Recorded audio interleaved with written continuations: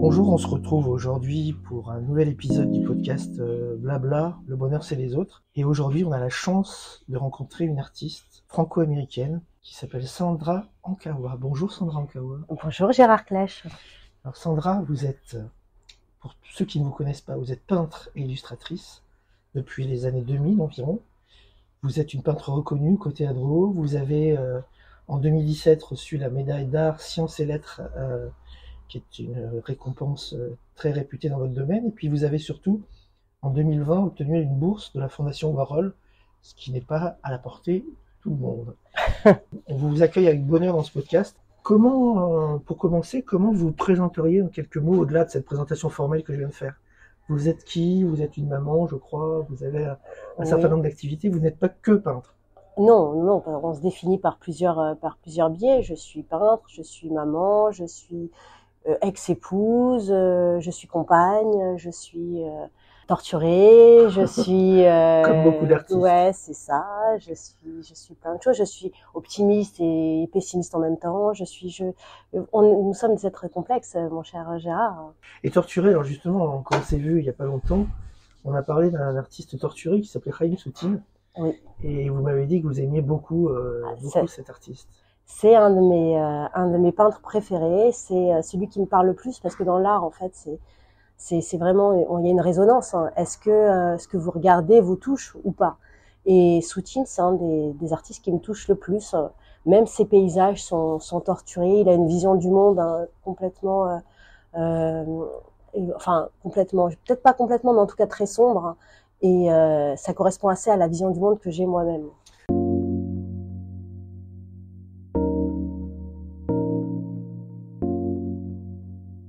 Alors, ça tombe mal parce qu'on va parler de bonheur, mais le bonheur, c'est un choix. On peut avoir un bonheur en étant un peu torturé, voire beaucoup torturé. Sandra, si je vous demande comme ça, à brûle pour point, c'est quoi pour vous le bonheur? Déjà, le bonheur, c'est un état non permanent. C'est peut-être quand la tête s'arrête au profit du cœur. Et c'est des instants volés, qui nous aident à vivre.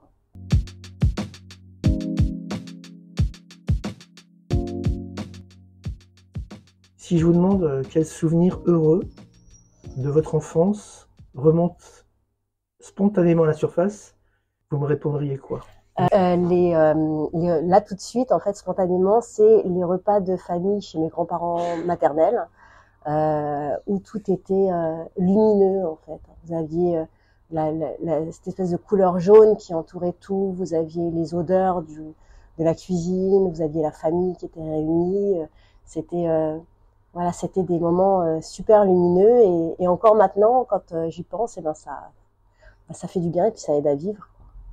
J'ai l'impression donc que très tôt vous aviez tous vos sens en éveil, puisque vous me parlez de son, vous me parlez d'odeur, etc., d'ambiance et de couleur. Donc vous aviez déjà très jeune ces sens en éveil. Oui, c'est vrai que les couleurs, en fait, c'est pas seulement, enfin, il y a de la couleur partout, et il y a une couleur d'ambiance aussi. Il y a des lieux qui ont des couleurs, il y a des gens qui ont des couleurs aussi, plus ou moins sombres. Il y a tout un nuancier, donc c'est vrai que, en tout cas, moi, je vois le monde de cette façon-là.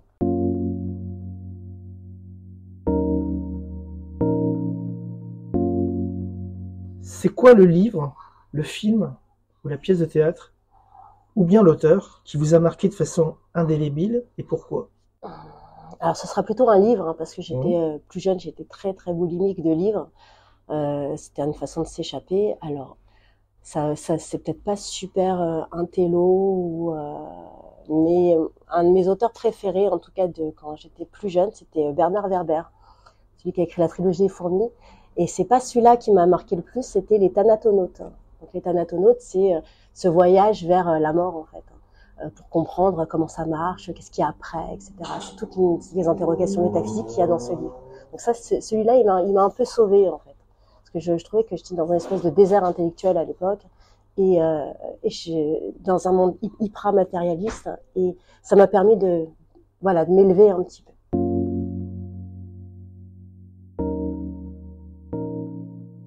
De quoi ne voudriez-vous jamais vous priver? De mes enfants. Est-ce que vous pouvez expliquer un peu, donner plus de pourquoi vos enfants et dans quel contexte? Bah parce que c'est ce qui compte le plus, je pense, dans l'existence. Vous en avez combien d'enfants? J'en ai 3. D'accord. Deux filles, j'ai deux filles et un garçon. Et c'est même si j'en ai 2 qui vivent sur un autre continent, enfin avec la technologie et puis surtout les liens du cœur, j'imagine que c'est comme si on était toujours à côté, qu'on était toujours ensemble. Et les enfants, c'est peut-être le seul sens qu'on peut donner à la vie, en fait.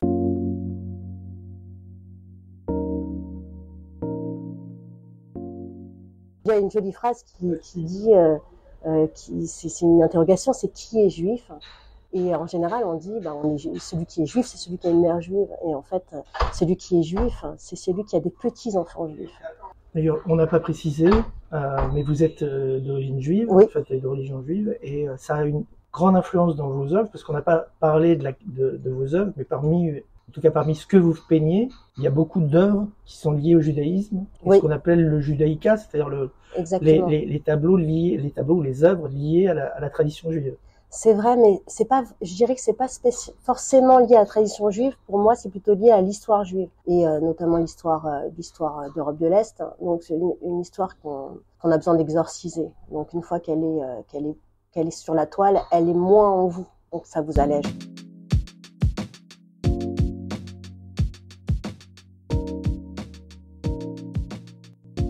Est-ce que dans l'existence vous doutez souvent? Et si oui, est-ce que vous doutez plutôt de vous ou plutôt des autres? Ah bah, je doute toujours. Est-ce que je doute de moi? Je doute, non, pas tellement, pour être très honnête. Je doute pas tellement de moi parce que je me connais un petit peu. Par contre, je doute beaucoup des hommes en général. Pas forcément des autres, mais de l'humanité. L'humanité est flippante, quoi. Donc, oui. Alors justement, notre podcast s'appelle Le bonheur, c'est les autres. Qu'est-ce que ça vous inspire, cette phrase? Ça m'inspire que moi j'ai toujours j'ai une vision assez sombre du monde. J'ai été élevée dans l'histoire de ma mère, de mes grands-parents, de tous ces morts, de toutes ces exactions. Et pour moi, les hommes ont toujours été considérés comme mauvais. Maintenant, il y a des petits instants d'éclat. Il y a un homme qui peut regarder son petit-fils avec amour, une maman qui la dernière fois j'étais dans un restaurant qui était avec son fils qui était apparemment un peu autiste et qui était tellement attentionné, et c'est tous ces petits moments d'amour qui finalement nous réconcilient avec l'humanité. Et quand on parle d'altérité ou d'altruisme, c'est des notions qui ont de l'importance pour vous? C'est primordial, en fait. Je pense que c'est tout ce qu'on peut faire, en fait. On a zéro influence sur le monde, à part sur notre petit cercle, donc, et puis qui peut s'étendre, et il n'y a que ça qu'on peut faire finalement.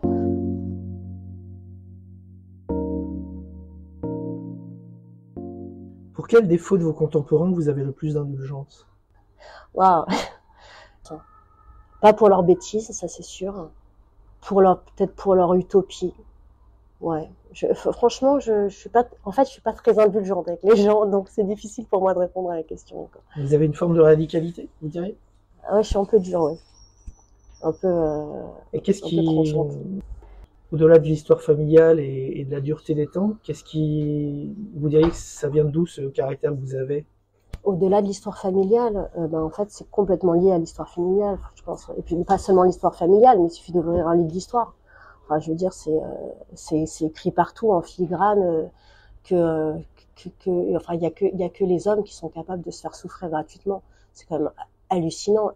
Là aujourd'hui, dans le contexte dans lequel on dit ces hommes, le Hamas ou les terroristes sont des animaux, mais je trouve que c'est une insulte envers les animaux. En fait, on n'a jamais vu ça. C'est juste. Donc, il suffit. Voilà. Je suis radicale, mais en fait, je suis juste lucide. Un peu déprimée, on va dire. Non, pas du tout déprimée. Non, pas déprimée. Non, ça va. En tout cas, c'est une lutte. Vous vous sentez malgré tout heureuse? Ah bah oui, il faut tendre vers le bonheur. Il y a que ça. Hein. En fait, il faut s'élever. Faut aller vers la lumière, parce que sinon, on se laisse happer par le sombre.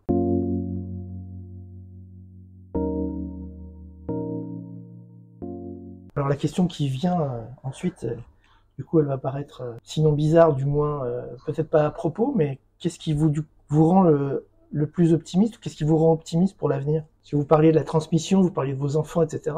Vous avez l'impression que le monde là, il est en train de partir. Les enfants peut-être, ouais. Peut-être c'est les enfants parce que je trouve qu'ils sont, je trouve qu'au même âge, on n'était pas aussi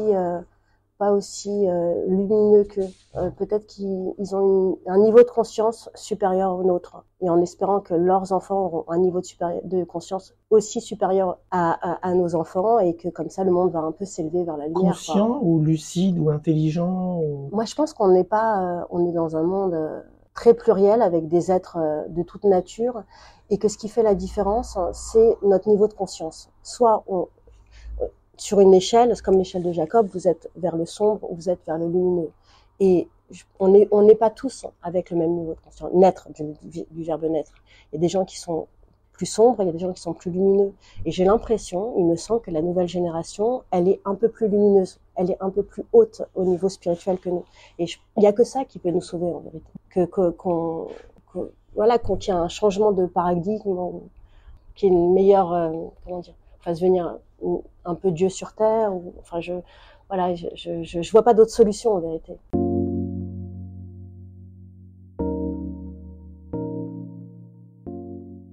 Alors, vous savez que ce podcast s'appelle Le bonheur c'est les autres parce que c'est une réponse à l'enfer c'est les autres, la fameuse phrase de Sartre. Oui. La philosophie existentialiste voulait que on n'était pas ce qu'on est uniquement, on était ce qu'on faisait. Mm-hmm. Je pense que même s'il y a beaucoup à dire sur l'héritage de Sartre et sur les erreurs historiques de toute cette gauche de l'époque, il y a quand même quelque chose à tirer de ça, c'est-à-dire qu'effectivement, on voit qu'aujourd'hui le malheur il est provoqué par quoi? Par des gens qui vous considèrent non pas pour ce que vous faites, mais pour ce que vous êtes. Comment vous êtes né, avec quelle origine, etc. Donc aujourd'hui, est-ce que vous diriez que le monde aurait besoin de plus de juger les gens, non pas sur ce qu'ils sont, mais sur ce qu'ils font? Est-ce qu'il faudrait juger les gens parce qu'ils font plus que parce qu'ils sont? Mais est-ce que c'est pas lié finalement? Est-ce que ce qu'ils sont n'induit pas forcément ce qu'ils font et ce qu'ils font les rendent pas ce qu'ils sont?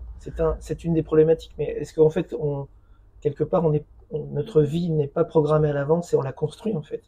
Oui, on l'a construit, oui, effectivement. Donc, effectivement, on peut changer, on peut être ce qu'on est à un moment et par son action, devenir quelqu'un d'autre. Je sais pas trop parce qu'en vrai, c'est pas que forcément, ça tient pas forcément la route parce que prenez un romancier comme Céline par exemple.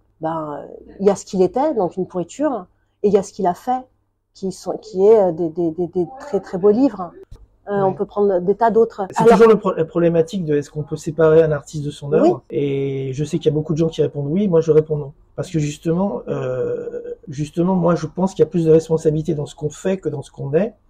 Et Céline, vous dites c'était un sale type, mais à la base c'était pas un sale type. Donc à la base il n'était pas pourri.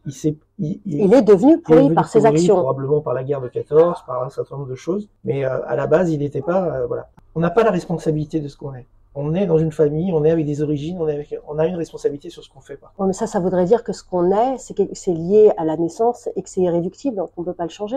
Mais on peut changer qui on est. On peut pas en travaillant. Moi, je pense son identité profonde, on peut pas la changer. Ce qu'on peut changer, c'est ce qu'on en fait. Ce qu'on en fait de cette identité.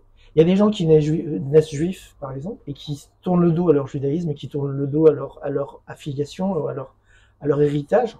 Et puis il y a des gens qui le prennent, des fois même qu'ils le subissent. Typiquement, Albert Memmi expliquait qu'il a théorisé le malheur juif, etc. Mais il a construit quelque chose. Il s'est érigé en penseur à partir de ou à quelqu'un comme Lévinas, etc. Mm-hmm. Mais à la base, ils sont pas revenus sur ce qu'ils sont fondamentalement. Et d'ailleurs, Memmi le dit, il écrit, il dit, je suis comme je suis, je n'y peux rien. Je veux dire, j'ai pas décidé d'être juif. Je comprends, mais donc ça voudrait dire que finalement l'identité est juste liée à notre sexe, notre date de naissance, notre religion, etc. Mais ce qu'on est, c'est peut-être un peu plus que ça aussi. C'est peut-être ce qu'on est spirituellement, c'est peut-être... ça peut changer. C'est de la construction. Ça, oui. C'est on construit, donc c'est ce qu'on fait de cette identité. Oui, allons-y. D'accord. Le bonheur, c'est effectivement des petits éclats, un petit peu comme, vous savez, les étincelles divines qu'on dit, noyées dans le magma, la création du monde, avec l'histoire des vases, etc. C'est des voilà, il faut juste ouvrir les yeux et les prendre et ça nous réchauffe le cœur. Et l'art, si ça peut aider à s'élever ou à se sentir mieux, oui. Après, j'ai pas la prétention de penser que ce que je peux faire moi de mon côté, ça peut aider les gens. J'en sais rien. En tout cas, je le fais parce que finalement, j'ai pas le choix. C'est comme ça.